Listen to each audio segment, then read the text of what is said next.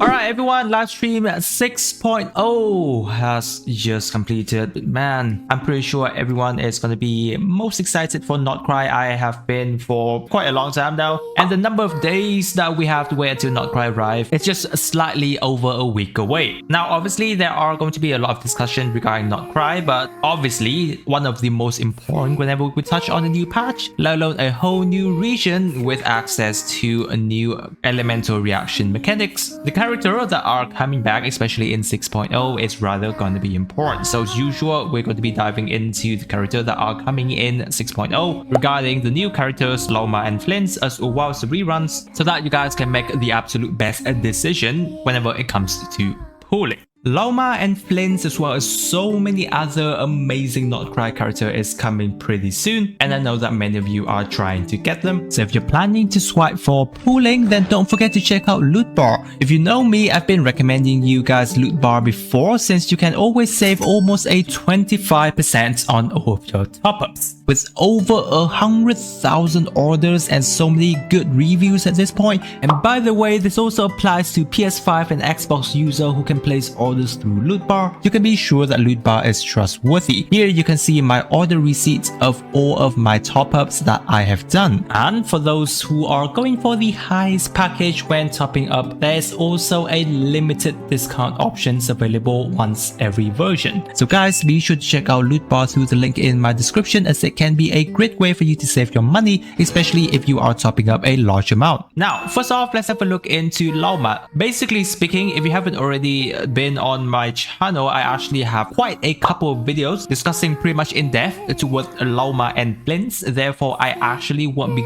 going through every single thing about the character in this specific video, otherwise it does take quite a long time. And honestly, I just share my opinion about the character in terms of all the information we know at the current point. For Lauma as a character that I'm honestly quite excited about, because obviously from not just her character design, she looks really pretty by the way, but especially when it comes to gameplay and moreover meta wise, she is definitely going to be the character that revolutionizing many of the top tier meta teams that we have got up until this point in the game before we actually head into Not Cry. Because whenever Lauma actually comes, Dendro teams is definitely going to make their appearance back. I think she's going to be having a lot more of the impact toward the team building side itself, more than Inefa as the Lunar Charge kind of character. Because while Dendro reactions as a whole is already a very good reactions, even though it has been a little bit forgotten during the Natlin region patches, with the fact that Lauma is coming in terms of transforming your Dendro reactions into Lunar Bloom, it's already providing your Dendro team a much needed increase, and it's going to be significantly impacting the damage wise. Not to mention, she herself does have the ability to actually deal damage, even though, if I remember correctly, during the beta she was slightly nerfed, but that just goes to show how insanely powerful the character Lauma is currently. And on top of that, Dendro and Hydro resistant shred that she's got access to in her C0 kit, and the ability to constantly applying Dendro, unlike Nahida as a character, for example, where she is required a reaction to be triggered for her Dendro E skill to trigger alongside with it. So overall, the supportiveness and the damaging potential that Lauma is providing to your future Dendro team is just absolutely fantastic. For even though from the look of it, she's going to be working the best in a specific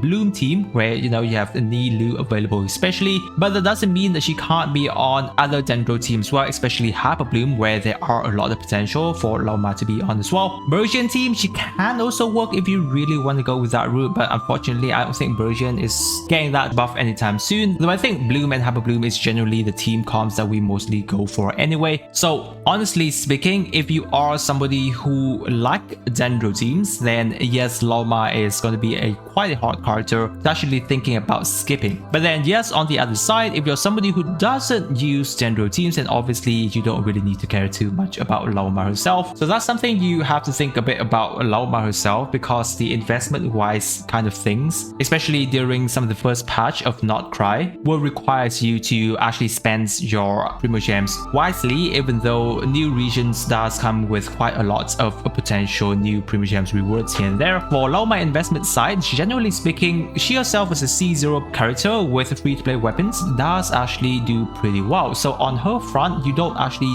need to invest too much, even though, well, technically if you do have her C1, it does give you nice quality of life increase, and her weapons is definitely good on her. But investing into Lauma, I do think that she's a pretty free-to-play friendly character. Her kit is very much complete at the C0 level, therefore she's a really good character, especially when you're somebody who would probably gonna be pulling for Columbina, and she's expected to be a Hydro character, Nefer, who's gonna be a pretty much DPS character that utilizes Lunar Bloom team quite a lot. So again, if you're into Dendro teams, generally speaking, Lauma, even though she doesn't need to be invested too much, but future teams that are going to be coming will require you to invest in if you like that route of a Dendro team comps building. So definitely comes down to your personal preference when it comes to Dendro team comps building, but obviously you do have quite a bit of time to save for future characters, so that's just basically something that you want to have at the back of your mind whenever it comes to Lauma investment. Moving on, we have our husbando Flins. Now what I like about Flins is that he's a very cool character, and honestly we haven't got a male 5-star character in quite some time. Flins himself seems really cool, however he is going to be pretty much a personal preference character. Yes, he is technically an electro DPS character,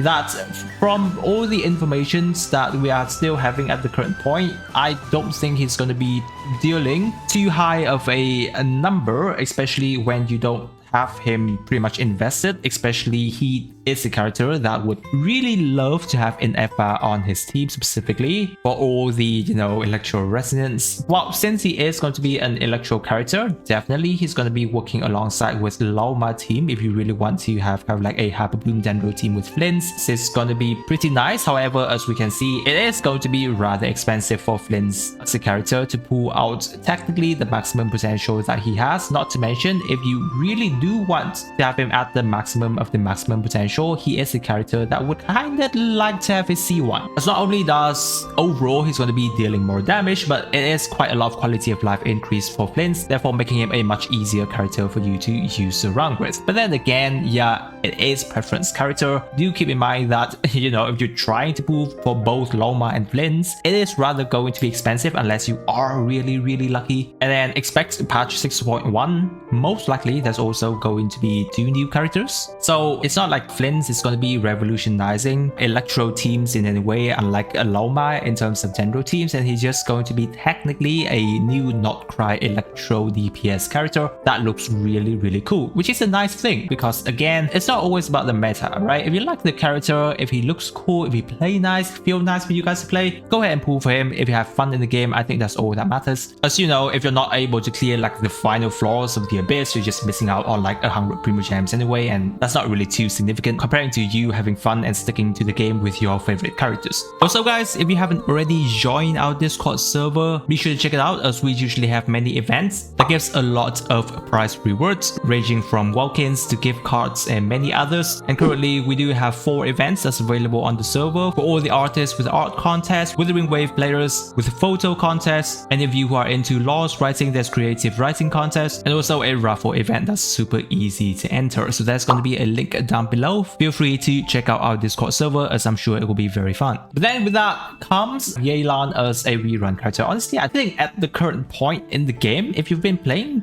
Genshin Impact for quite some time, many of you should already have Yelan. But if you haven't got a Yelan, then she's a very good supportive character that has been holding up into the tier very long time now. It's all the way back since when she was released. She's still an amazing character in terms of all the sub DPS she's able to do, even though not as good as Hydro application towards Xingqiu, but she still is able to have a really nice Hydro application for your team. Her personal damage is definitely going to be good because, well, sub DPS damage for you, especially her passive does allow your active character to deal more damage. So overall, an amazing supportive character that, you know, as long as you have her on the team, she just works. Unless you're up against enemies that is fully Hydro resistance, or with a DPS character that don't utilizes their normal attack a lot. And basically that's the only biggest downside of Yelan, is that you do need normal attack weaving. Other than that, she does everything that she does absolutely amazingly up until this point, and I think it's just going to be even better from Not Cry onward because, you know, Dendro is back. Bloom team, Hyper Bloom teams, absolutely amazing team comps. And while Yelan is definitely going to be having a positions on those kind of teams. Now, that is for those of you who haven't got Yelan. But for those of you who already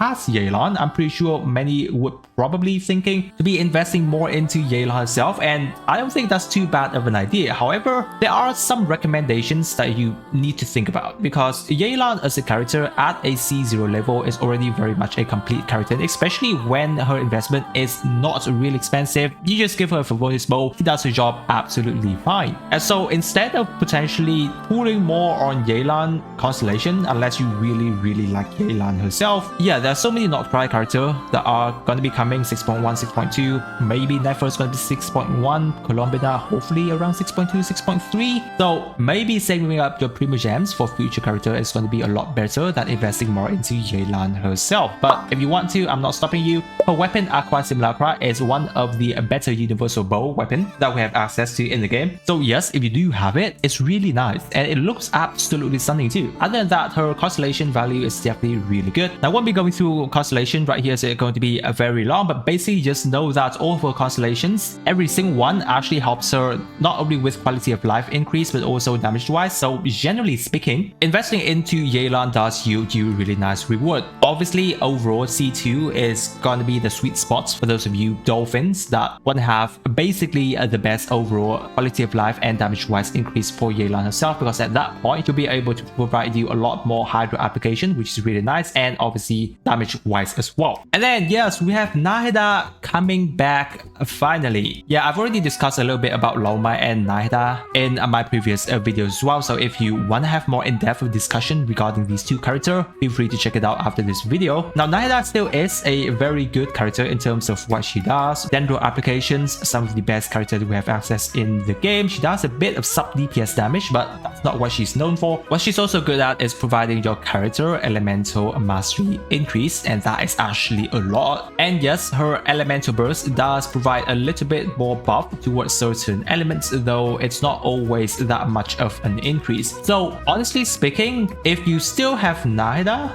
and you feel like you're fine with what you're using in the Bloom team, then yes, she's still going to be able to satisfy that fact. However, the sad part is that with the introduction of Lauma, whenever she comes, she's just technically a direct power creep to what Nahida does, because technically speaking, everything she does is very similar to Nahida herself, but just quite a lot better. And honestly speaking, later on, whenever we have future not cry character to build around a Bloom team, the best team overall is maybe gonna be Lauma, Nefer, Colombina, and a Nilu, provided you do have a Lauma at a C1 level to actually heal. But many of the potential teams are probably not going to be having Nahida, because if you do, then you're having Lauma and Nahida on the same team, even though they do work with each other, but that's just going to be another slot on your team already, and then potentially you want other characters to be on the team, and Lauma herself is already pretty enough in terms of buffing Lunar Blue. So that's the sad part about it, but again, as I've mentioned, Nahida is still pretty much amazing at what she does. It's just that, you know, kind of like a slight power creep in terms of character introduction and not cry elemental reactions that makes Nahida isn't as significant as she once was. But while if you like Nahida herself, she still has value, and especially if you do still want to invest into her, especially her constellations, up until C2, she does have the ability to do crit rate and crit damage towards Dendro reaction, and that's something I also forgot to mention during Lauma's as well. She also has access to, but she has it in her C0 kit. So well, yeah, as I've mentioned, it's like a direct power creep toward Nahida, where she kind of required to have a C2 to get access to this. But the good thing about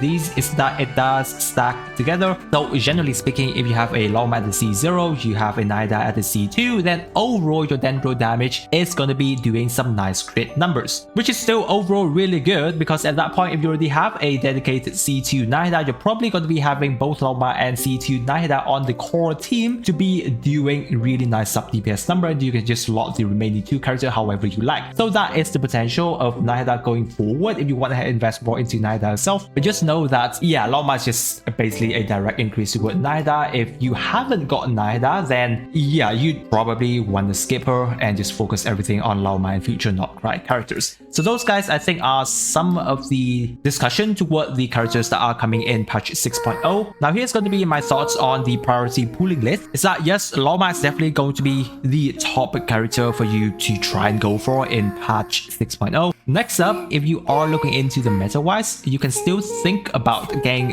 Yelan if you haven't got her yet. But if you've already got Yelan, then you can think about getting Flins, because obviously Flins, Yelan, Lauma, Nahida can technically work on the same team, provided you do have a Lauma at a C1 level for her to heal, and also if you want to, Nahida can be on the prototype Ember to also heal. So that's kind of like a potentially nice team, but again, insanely investment wise. But yeah, on the topic of Flins, he's a preference character, so his priority pooling is going to be a lot different from person to person. And then finally is going to be Nahida. If you haven't got her yet, it's technically going to be a skip, but if you do want to invest into Nahida, C2 is really good. However, you are probably sacrificing your Primogems on future characters. However, if you are having the capability to get a C2 Nahida already, then I don't think you're probably going to be having too much of a trouble trying to get for future characters anyway. So those are my thoughts on the characters that are coming in 6.0. I hope that the video have been helpful to you. If you do have any questions, guys, leave it down in the comment section, and I or some other lovely Genshin player will get to you there. If you are thinking about investing into Genshin and you're lacking in Primogems and thinking about swiping, don't forget to check out Loot Bar, as I'm sure they will be very helpful to you. Again, guys, if you're new to the channel, don't forget to subscribe, and with that, I wish you a super day, and I'll catch you on my next video.